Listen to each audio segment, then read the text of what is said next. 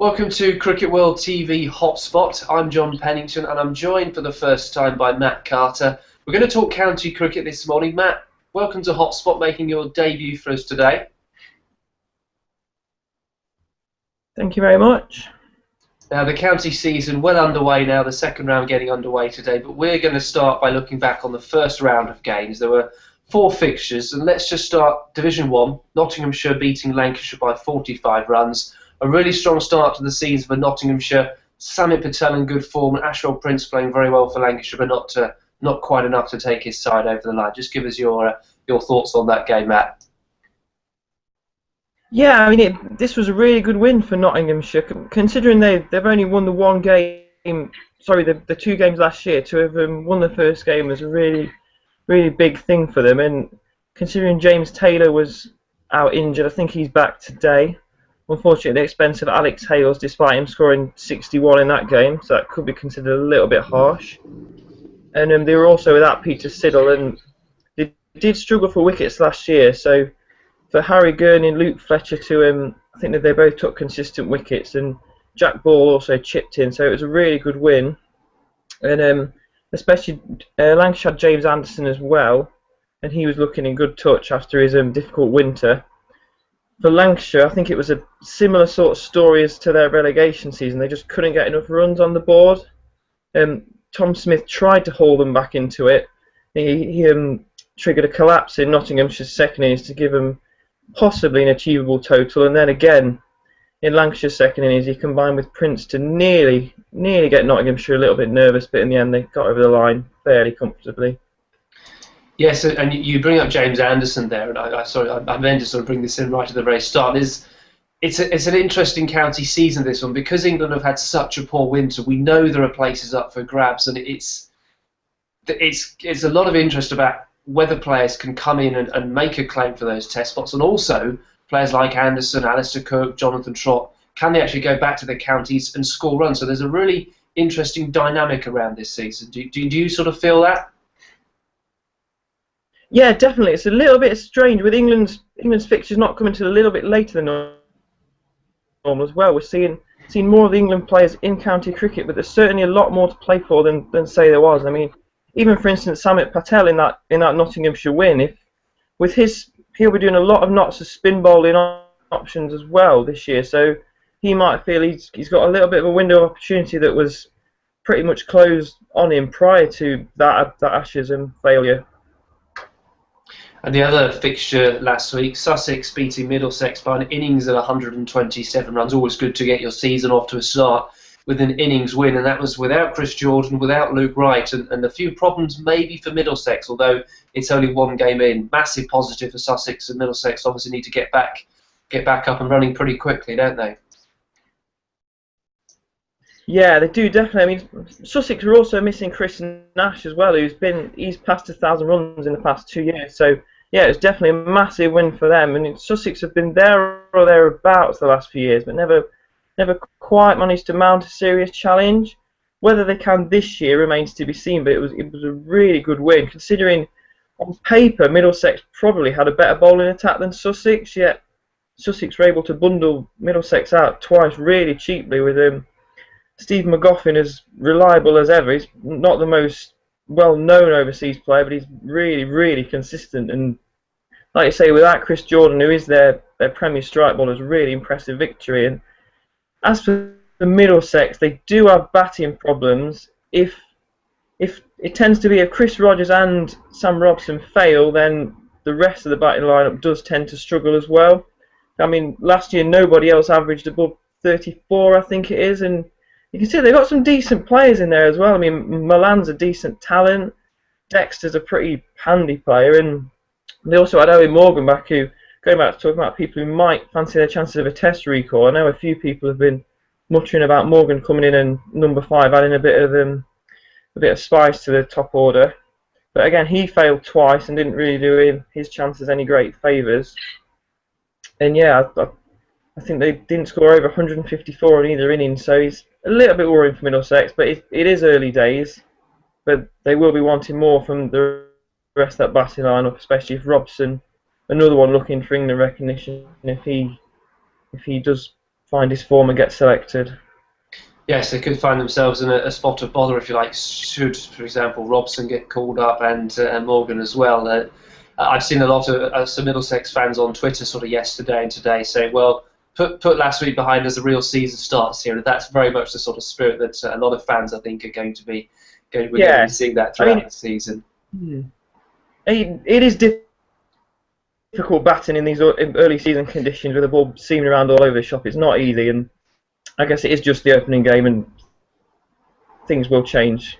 But at the end of the day, it's a very good win for Sussex. Talking about difficult batting conditions, let's move on to the Glamorgan-Surrey game. Surrey, with all... OK, they haven't got Kevin Peterson there at the moment. Vikram Solanki's on leave, but they were bowled out for 81, and you almost think there's no way Surrey should be bowled out for 81, but how much do we have to factor in the conditions, and how much credit should we be giving to Glamorgan for that 10-wicket win? Yeah, it was a really strange game. I mean, Surrey were dominant pretty much for the opening 3 days, and it looked like only one side were going to force a result with any of them, and then it all just capitulated in typical sort of Surrey fashion over the last couple of years. But you do have to credit Hogan and Wag. I mean, they're both really, really strong exponents of those seaming conditions. I mean, Hogan was Division 2's leading wicket taker last year, so he's no mug. And Wag has shown in the past on his day that he can, especially when it is seaming, he can get the ball to move around. But for Surrey, I think, especially considering their batting is relatively inexperienced, but batting in such difficult conditions against guys who are experienced at getting the most out of the pitch, it's tough. I mean, people like Dominic Sibley haven't played many games, and with the exception of Graham Smith and Steve Davis, they are relatively inexperienced. But for them to capitulate to 81 all out was, well, you would not have imagined that at the start of the day. It looked, if anything, Surrey were going to try and push for victory, but just wasn't to be, unfortunately. Absolutely right. It came as certainly a surprise to me to sort of see that as the game went on. A complete opposite when Worcestershire played Hampshire. These are two sides who have had quite a lot of recent experience in Division 1. That game was drawn. Any sort of key points you can pick out from that one?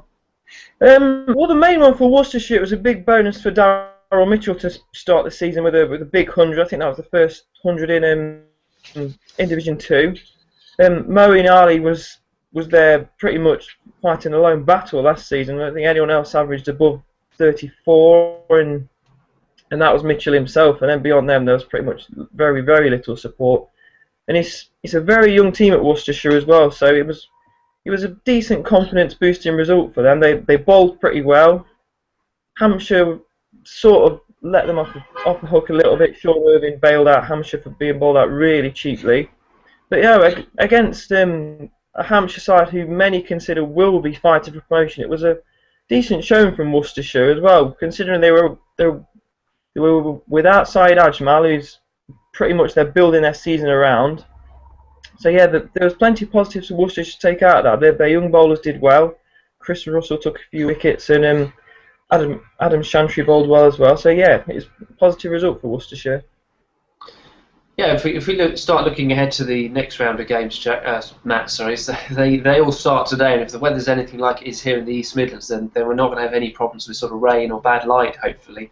And let's start with Worcestershire, actually. They're hosting Kent, and the news that I've been seeing over the last couple of days is that Syed Ajmal, you mentioned there that they're looking to build their season around him, but it may be that he's not actually going to be with them for as long as they hoped, and that's a huge blow, isn't it? Because they really want to get out of the division, having lost some key players over the last few years, Davis, Solanki. That's a big loss, and maybe it gives Kent a bit more possibility of winning that one.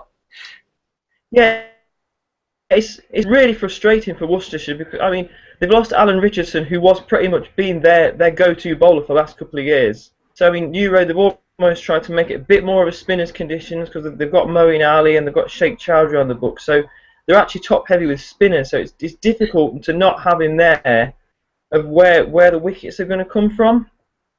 And for Kent could be a little bit of a dark horse this year. They've had a Doug Bollinger, I think, is a really, really good overseas signing. He's someone who's going to be there all year. He's going to bring you consistent wickets, which was Kent's biggest problem last year. The batting, they shouldn't have any problems. I think Brendan Nash, Rob Key, and the evergreen Darren Stevens, they should be fine for runs. If a couple of other bowlers can support Bollinger, then yeah, Kent might be able to get out of the doldrums finally. And Bollinger is ex-Worcestershire as well, so adds a little bit of spice to that encounter too. Gloucestershire against Hampshire. Hampshire obviously have played a game already. Gloucestershire, this is their first game of the season. Would you make Hampshire favourites for that one? Yeah, probably. But again, Gloucestershire is difficult Division 2. There's probably everyone bar Leicestershire would fancy themselves at having a shot at promotion. Gloucestershire, like a lot of teams, need a little bit extra from their bowlers. They were very reliant on Will Goodman last year, but their batting again is fine. I think they had more players past the 1,000-run mark than any other team in the division. Michael Klinger again is another overseas player who will be here all year round and very consistent with his runs. Hampshire do look like they're finally making a real bid for promotion after stuttering in Division 2 for a few years. They've brought in Kyle Abbott, who took a lot of wickets in South Africa last year. Again, another overseas player who is, for whatever reason, not here yet, which is frustrating for them. And Matt Coles was another signing they had in the summer. He was probably their big positive against Worcestershire. He bowled relatively well. And batting, they should be fine, even though they have lost Neil Mackenzie, who is as reliable as they come in terms of runs. Yeah, Hampshire are probably slight favourites for that one, but Gloucestershire will fancy their chances as well. The final game, well, I said the final game, Essex against Derbyshire Division 2, couple of points here. Alistair Cook going to make his an appearance for Essex. Derbyshire were due to play Leicestershire last week, of course, but that game postponed after Tom Poynton was involved in a car crash, and tragically his father Keith was killed in that crash. So our thoughts at this time with Derbyshire. Your thoughts sort of looking ahead to this one? Yeah, it's going to be tough for Derbyshire. I think after all the off-field dealings they've had to go through, which is going to be difficult for anyone, but given that, I mean, Tom Poynton's been there since he was 11, so I think Keith was quite a big presence around the club. I mean, just going by the social media, there was quite a big outpouring of emotion on there. So it is going to be tough for them, but I just have to see whether that can sort of bring them more together as a team. And they have got a very strong team spirit as it is, so they should be fine. It's going to be tough though against Essex. I think Essex's main problem last year was scoring runs, so to have Alistair Cook available for this first section of the season is a massive positive. If, as we've seen in the past from like Northampton, Derbyshire, if you can get a couple of wins under your belt early on, you can be tough to catch. And Essex will be looking for Cook and Bapar to get those early season runs, and then the wicket shouldn't be a problem with Masters and Topley and Napier. And then they can also add in Monty Panesar, who again will be another one looking to prove himself for the England selectors that his England career is not over. So Essex on paper do look relatively strong, especially with Cook and Bapar in for the batting. I'd probably make Essex slight favourites for that one. But again, if it is seeming, Derbyshire do have the likes of Palladino and Groh involved, a little bit in the manner that Wagg and Hogan went about their business against Surrey. These are the sort of guys who can really exploit those sorts of conditions. Okay, now Division 1 we've got 4 fixtures. Middlesex against Nottinghamshire. And Middlesex, we talked about how they struggled for runs in their first game. Nottinghamshire on a high from their win over Lancashire, and the first day of cricket at Lords, and that's always special. Lords is a lovely place to go to, with the weather as it is today. That's going to be a fine occasion, but Middlesex have almost got to put that to one side and just try and get some good cricket under their belt. Yeah, definitely. I mean, like we say, they need to get some runs under their belt. I'd imagine in terms of the bowling, they'll have Ollie Rayner will probably come back in for that one. But on paper, Middlesex, they do have a fairly strong unit, particularly with the bowling attack. I mean, Tim Murtaugh's always up there in the leading wicket takers, and Steve Finn, he bowled pretty well against Notts, and he's actually got a point to prove. And Toby Rowland Jones is another one with a point to prove. He struggled in 2013, but had a very, very good 2012.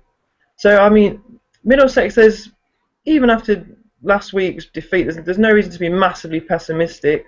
For Notts, it's another great opportunity to get take advantage of a side who are just still trying to find their way.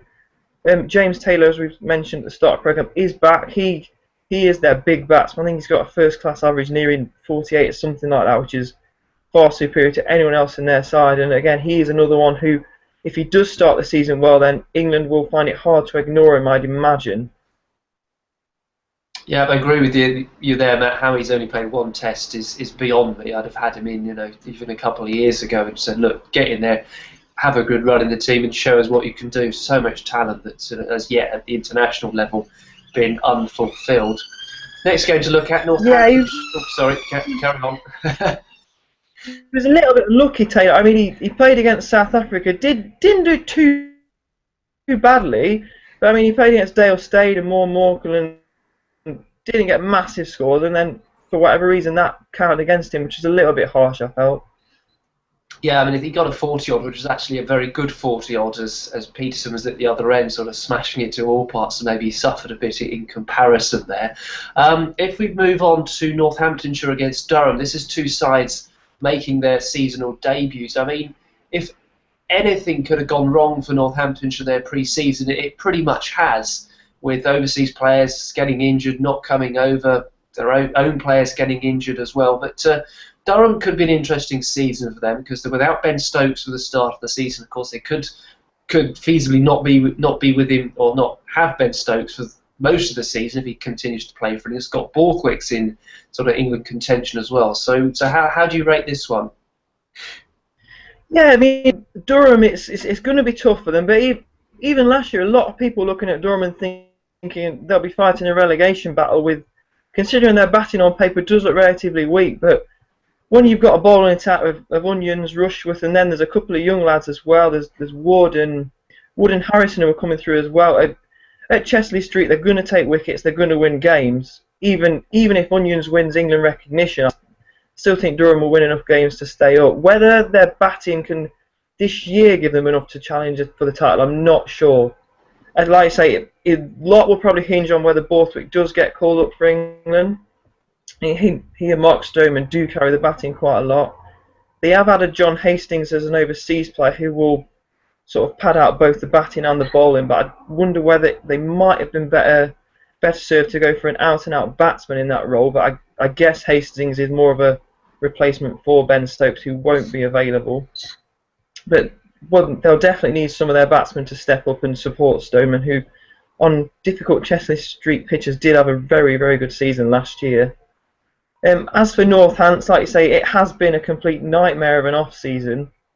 I think they've got the squad they've selected for this game is about the 12 players they have got fit. I think they've lost Rob Keogh, David Willey, Ben Duckett has been ruled out for pretty much the entire campaign, and the overseas situation has just been a disaster. I mean, Trent Copeland last year, when he left mid-season, that sort of saw their form tail away considerably, and that will be the big concern for them. I think they've still got enough experience, even with the injuries in the batting. They've still got the likes of David Sales and Andrew Hall, who will score your runs, but where the wickets are going to come from is the big worry. And they were hoping that Jackson Bird would have provided that, and then Rory Kleinveld, and it's going to be tough for them.